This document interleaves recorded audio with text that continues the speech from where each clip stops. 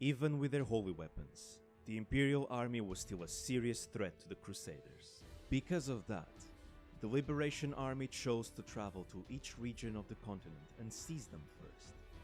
If they tried to attack the capital right away, they would be assaulted from all sides. However, that meant that they still had a long fight ahead of them. They first traveled to Leonster, then to Thracia, Miletos, Verdain, Augustria, Silese, and Isaac, before returning to the Yid Desert. They reached central Jugdrol and conquered Velthomer, 50 years after the Miracle of Darnam. All that was left was to take Belhalla. Not only were they much stronger, but the numbers were also in their favor. The final battle took place directly in Belhalla. The Liberation Army cornered the Imperial Army, which now only consisted of Gale VII and the soldiers he led directly. The final fight was fought between Haim and Gale VII. As the two fought, the image of a white dragon and a black dragon fighting could be seen in the sky.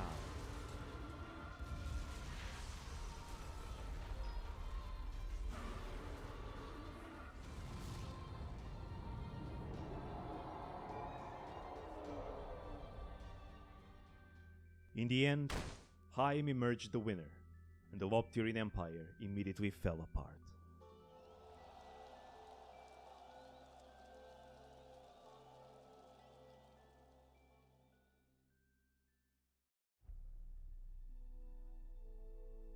Jugdrol divided into one central kingdom, made up of the old imperial capital and 6 duchies, and 5 surrounding kingdoms. The 12 Crusaders became the leaders for these new lands. Saint Haim ruled over Belhalla.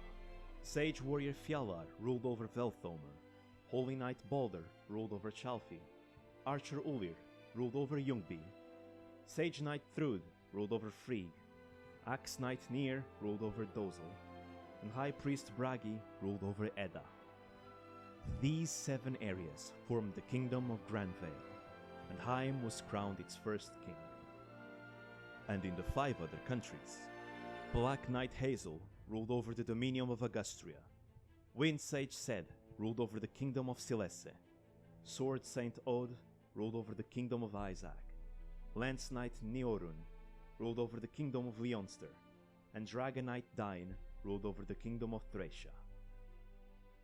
Bragi restored order to Edda, then returned to the island north of Augustria, where he had been raised by the hidden Meira sect. When he arrived, he witnessed the aftermath of a terrible tragedy. What happened here? He grabbed the Valkyrie staff and prayed. Staff, show me the truth. He focused his thoughts and could soon make out an image of a wriggling shadow from within the white gem. As he continued to pray, the gem swelled in size and became transparent. The shadow took shape and color, and now he could see that it was actually the red uniform of the Imperial Army. A large group of soldiers were destroying the temple and massacring the people. The person carrying out the orders was a priest of the Loptyrian cult, garbed in a green robe. These people caused the rebellion. Kill them all, including the women and children. Even Bragi, who had fought for 50 years and become used to the harsh realities of war, felt sick at the sight. He panicked and stopped praying. The gem returned to its normal size, and the image vanished. What was it trying to tell me? He wondered. He had peered into the gem countless times before, and always understood the message it wanted to convey. It would not only tell him the truth, but also where he should go next. Usually, when it showed him something that had already happened, it also showed him another scene else afterwards. Yet this time, it had only chosen to show him a massacre so violent it made him feel ill. It must have been trying to tell him something. The staff must be telling me to stop persecution. But what kind? He thought about it, and remembered that Loptyrian priests' hunts were carried out across all Jugdrol. When the Liberation Army had overthrown the Empire, they also killed Gale's entire family. This was because it was possible for Loptos to be reborn through one of Gale's descendants. However, by the time that message reached the ears of the common people, it had changed to claim that Loptus could be reborn through a member of the Loptyrian cult, believing that the people hunted them down and killed them by burning them alive, even those who had done nothing wrong. There were good people within the Loptyrian cult, too, just like the Hidden Mara sect was full of good people. It was wrong for them to be persecuted just because of their beliefs. Persecution is born from the resentment and hatred, and creates even more resentment and hatred, which only leads to even more persecution. And so, Bragi created a religious organization that would protect those who had previously been members of the Loptyrian cult, and placed its base in his duchy, Edda. After that, he erected a tower where the Hidden Mara sect's base had been, sealed the Valkyrie staff within it, and etched the history of Mara and his teachings into the wall. He sealed away the staff there, not only because he wanted the island to become a holy ground, but for another reason. It is better for a staff like this, with the power to bring back the dead, to normally be sealed away. While fighting, Bragi watched countless allies die before his very eyes.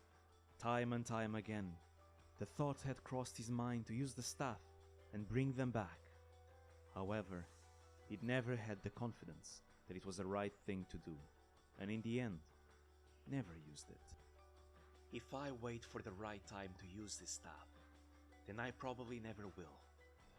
Then what was the meaning behind the staff's power? After thinking long and hard about it, he finally came to his own conclusion. Great powers such as this one only have meaning so long as no one uses them. He simply didn't trust himself not to hold back if someone very close to him died, like his wife or one of his children. I should seal it away so that I don't use it rashly. As Bragi desired, the island became a holy ground and the tower was named the Bragi Tower, and every year it was visited by many people on pilgrimages. They would pray to the Valkyrie staff and come to know of Mara's generosity and courage when they read the words etched in the walls. However, when compared to the rest of the population, the percentage of people that visited the tower was actually very low, and the persecution against the Loptyrian cult's members continued on just as it had before. Not even converting to another faith saved them, which forced them to hide throughout Jugdral and live in secrecy. 2 generations later, Loptyrian priests found that they could make a living as mages, and worked in all countries except Silesa. While Sed was in Silesa, the other 2 magic-wielding crusaders had focused their efforts on Grandvale.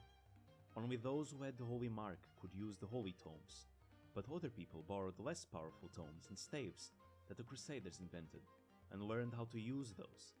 For example, nearly every member of Velthomer's royal family learned fire magic.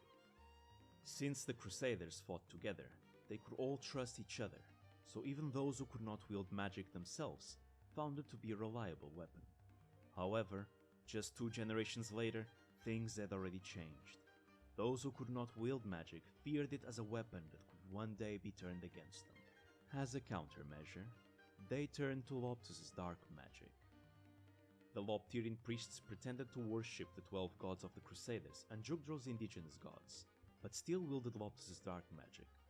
Anyone who saw them cast spells knew what kind of magic it actually was. But the royal court still hired Loptyrian priests as guards, leading the priests to gradually gain political power. The priests communicated with each other and traded information, which eventually became the weapon that they used to gain significant influence over nearly all the royal families across Jugdral.